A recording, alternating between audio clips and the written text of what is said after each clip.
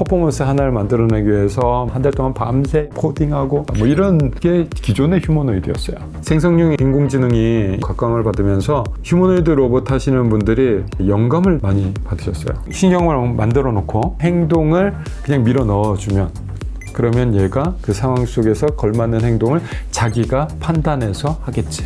와, 전 넘사벽이다. 난 도저히 따라할 수가 없어. 아틀라스의 백덤블링하고 막 유격 훈련하고 그러는데, 테슬라가 옵티머스를 딱 선보이고 나서 그 장점이 한순간에 단점으로 보이더라고요.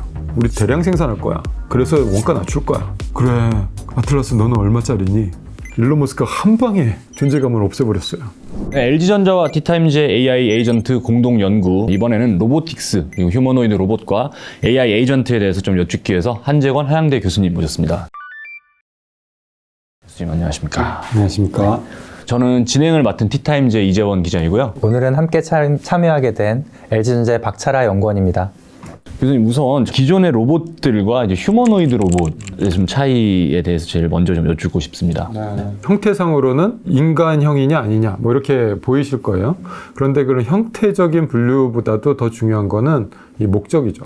기존의 많은 로봇들은 어떤 특정한 목적 하나를 수행하려고 만들어진 경우가 많습니다. 청소 로봇, 청소해야죠. 요리 로봇, 요리해야죠. 그 다음에 배달 로봇, 배달합니다.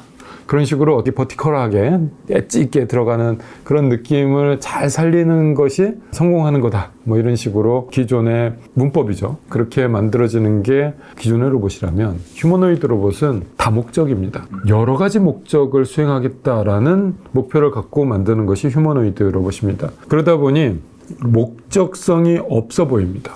그러면 어떻게 로봇을 만들어야 될까라고 거꾸로 생각을 한번 해보시는 게 좋을 것 같아요. 그러면 수많은 일들을 했을 때 성공 확률이 높아지려면 이제 설계를 이제 시작을 합니다. 그랬을 때 그러면 어떻게 해야 될까?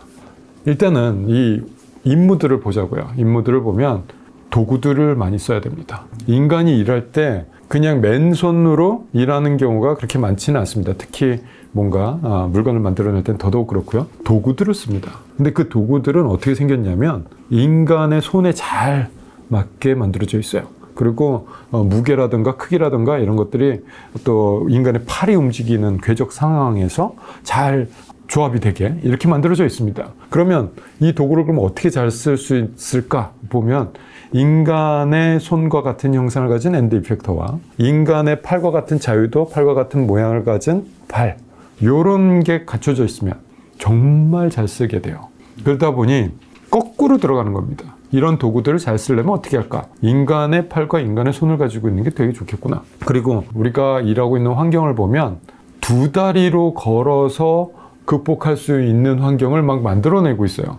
두 다리로만 극복이 되는 환경들이 널려 있습니다. 우리가 일하는 공간을 보면 산업 현장 특히 겨우 지나갈 수 있게 만들어 놨어요. 두 다리로 겨우 지나가게, 인간의 몸의 크기만 겨우 통과하게 만들어 놓고 일을 한단 말이죠. 그렇기 때문에 두 다리를 가진 인간의 형상을 가진 그런 로봇이 만들어진다면 이 산업 현장에서 너무 잘 쓰겠는 거예요. 그렇게 다목적인 로봇을 만들 때 그러면 어떤 형태를 가져야 될까? 설계를 하다 보면 인간형이 나옵니다. 그래서 휴머노이드 로봇, 인간형 로봇을 한다는 게 뭔가 꿈과 낭만을 쫓아서 뭐 그런 거는 아니에요. 그런 건 이미 중고등학교 때 뗐습니다. 그리고 지금은 수많은 일을 해서 ROI를 내겠다.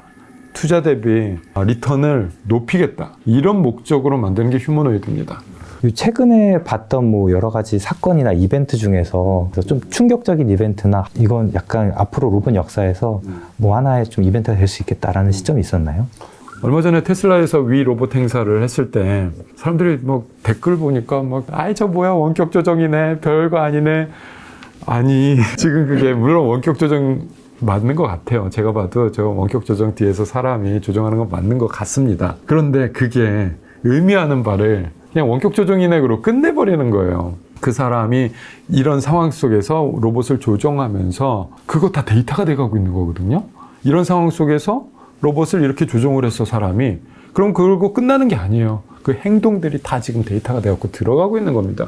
그 부분을 봐야죠. 그런데 그거를 그냥 원격 조정이라고 폄하하고 넘길 문제는 아닌 거죠. 그래서 우리가 데이터를 어떻게 쌓고 있느냐 이거를 좀 주시해 볼 필요가 있습니다. 뭐냐면 많은 분들이 그 맥주 따르는 장면에서 비난을 많이 하시더라고요. 테슬라 로봇이 그 맥주 이렇게 딱 따르는 이거 했잖아요. 저는 그거 너무 부러웠어요. 그것까지 가기 진짜 어려운 거거든요. 기술적으로 뭔가를 다 설명하기엔 너무 많습니다만 이렇게 하는데 그 뒤에 사람이 그 조종한 거잖아 뭐 이러면서 그거를 많이 보셨어요. 근데 자 그러면 이렇게 조금만 더 깊이 들어가서 질문을 할게요. 자, 리모트 컨트롤이라고 원격 조정이라고 비난한 거 좋습니다. 그럼 그 원격 조정 어떻게 할까요? 라고 물어보고 싶어요. 조이스틱으로? 게임하듯이? 뭐 플레이스테이션 손에 쥐어주고 하면은 그게 됩니까? 라고. 원격 조정 어떻게 했을 것 같으세요? 라고 한 단계 더 물어봐야죠. 그냥 원격 조정이라고 그냥 비난하고 끝난다?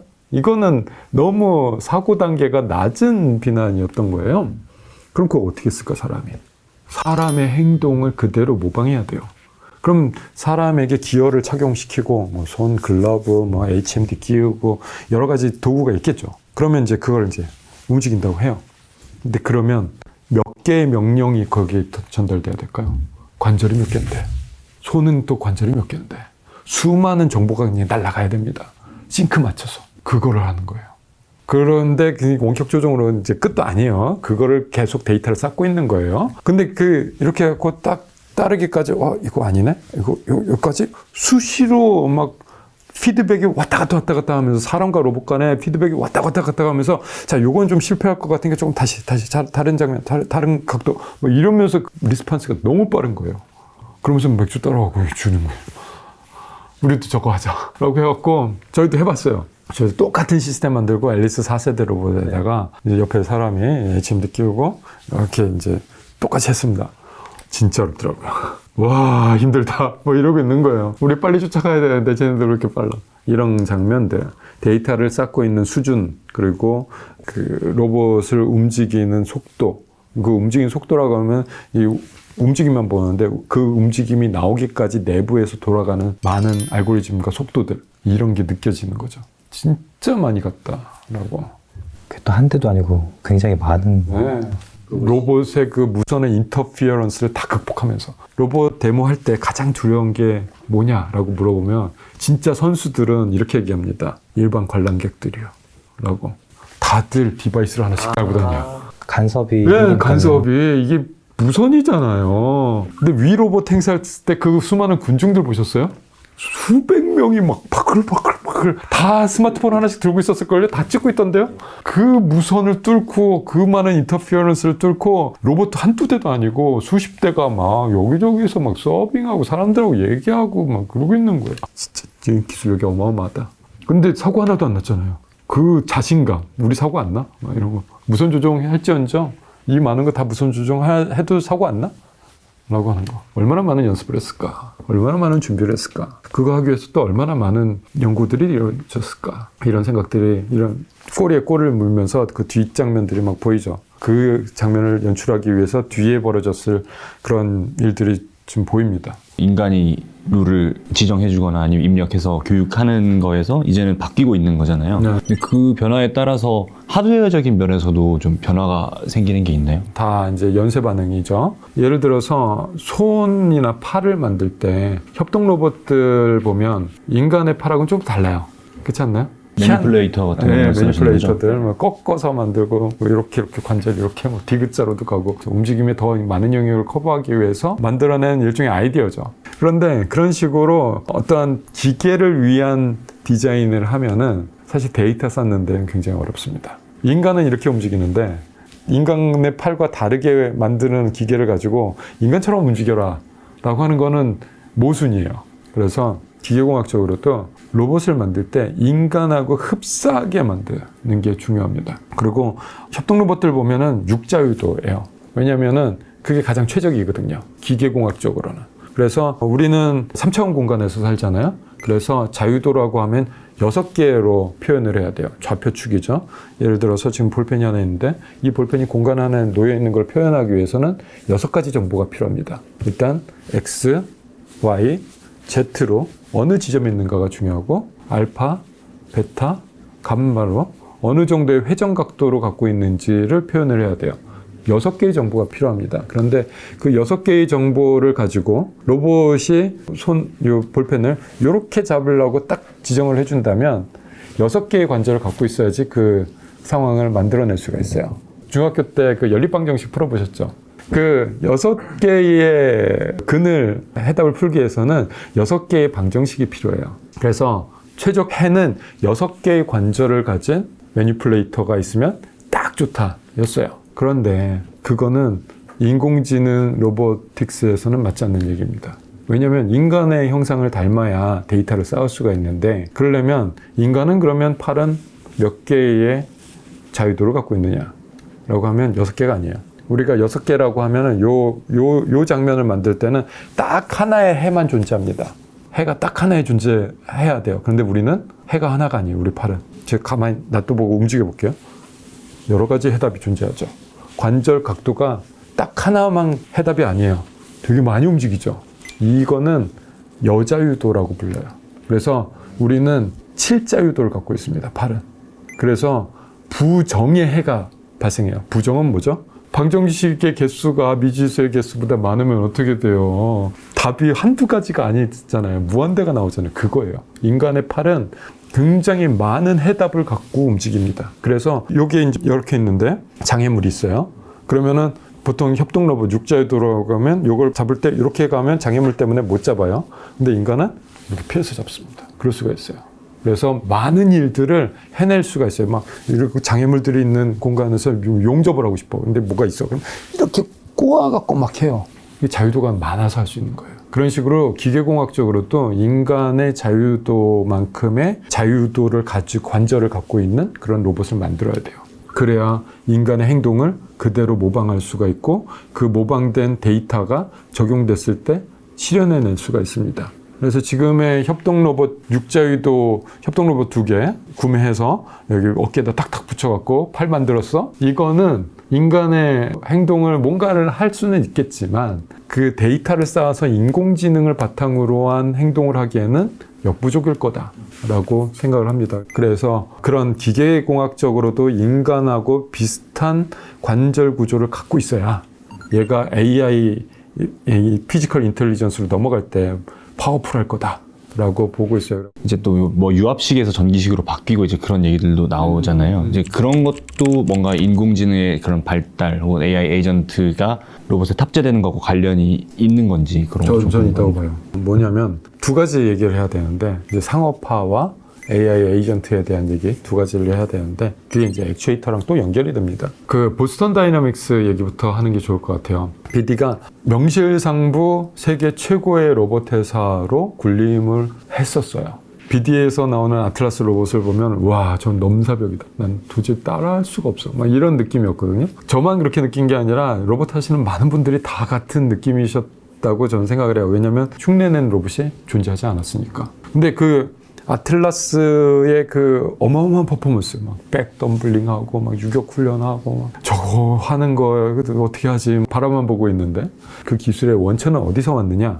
유압 제어예요. 그 유압은 이론적으로는 무한대의 힘을 낼 수 있는 강력한 액추에이터입니다. 어마어마한 유압 제어의 힘을 로봇에다 밀어넣은 거예요. 원래 그렇게 사람 몸 크기의 그런 작은 공간에 그 많은 유압 실린더들을 다 밀어넣었다? 한두 개도 아니고 수십 개를? 불가능한 거였거든요. 근데 그걸 해낸 거예요. 그러니까 그 압도적인 기술력으로 남들이 할 수 없는 그런 로봇을 만들어 놓고 자랑을 한 거죠. 그러니까 힘이 넘치니까 막 뛰어다니고 덤블링하고 이러는 거예요. 그런데 테슬라가 옵티머스를 딱 선보이고 나서 그 장점이 한순간에 단점으로 보이더라고요. 왜냐하면 테슬라는 전기 구동을 합니다. 전기 모터로 구동을 하는데 이런 말을 했어요. 일론 머스크가. 테슬라의 옵티머스 저 로봇은 2만 불에 팔 거예요. 목표 가격을 제시한 겁니다. 그러면서 한 대만 보여준 게 아니라 떼거지로 보여줘요. 항상. 그 이번에 위 로봇 행사에서도 보면 막 열을 맞춰서 걸어가잖아요.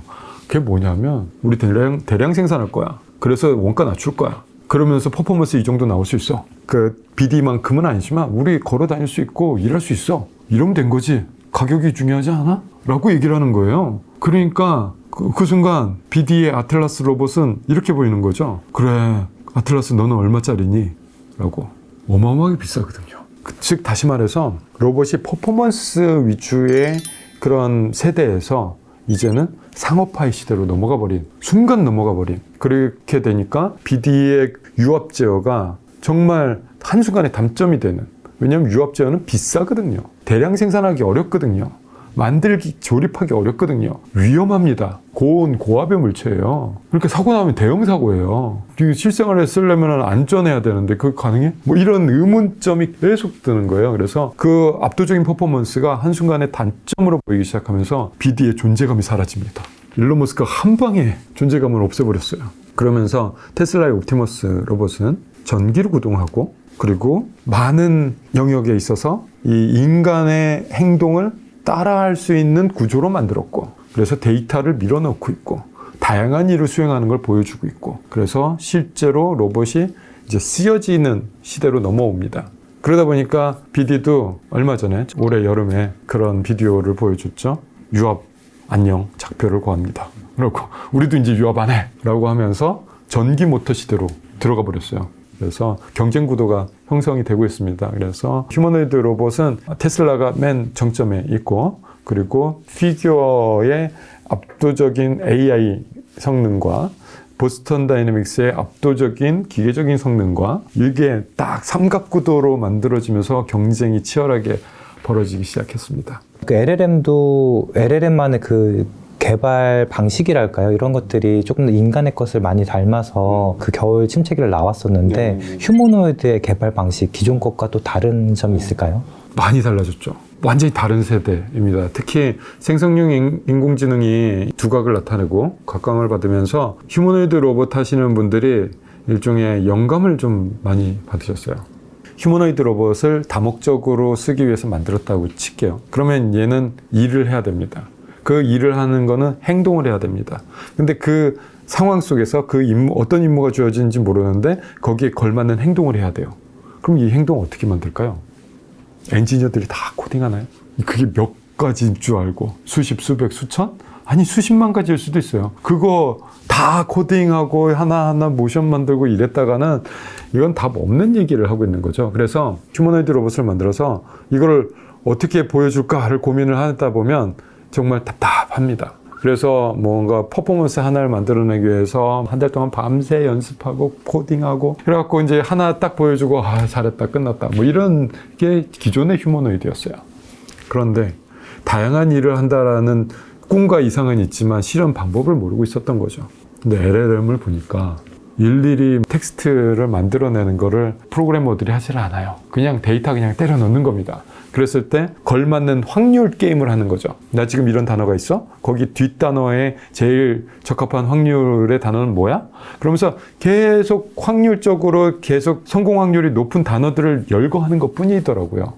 그런데 단어들을 쫙 열거했더니 그게 하나의 문장이 되네요. 그래서 신경을 만들어 놓고 그 상황 속에 알맞는 행동을 그냥 밀어 넣어주면 그러면 얘가 그 상황 속에서 걸맞는 행동을 자기가 판단해서 하겠지. 이런 겁니다. 원리는 똑같은 거예요. 그런데 문제는 데이터가 없어요. LLM은 인류가 수천 년간 어마어마한 데이터를 만들어냈더라고요. 문학작품을 통해서 막 텍스트로 된 것들은 막 수천 년간 기록물이 막 남아있어요. 뭐 성경책은 뭐 2000년 됐잖아요. 그러니까 이 수많은 데이터를 활용해서 그 알맞는 확률 게임을 할 수 있는 기반이 됐는데 로봇, 특히 휴머노이드 로봇, 행동을 해야 되는 로봇들은 이 행동에 대한 데이터가 없네요. 인간들이 다 날려버렸어요.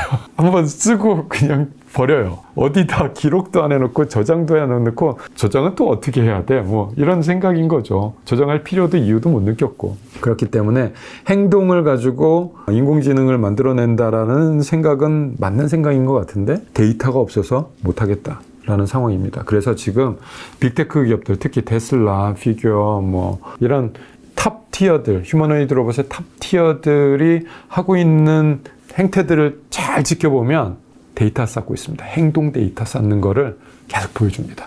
우리 이렇게 데이터 쌓고 있어요. 라고 그냥 쓱 스쳐가실 수 있을지도 모르겠어요. 유튜브 보면은 사람 뭐 HMD 끼워놓고 뭐 이렇게 움직이고 있는데 로봇이 똑같이 움직이네? 뭐 아바타인가?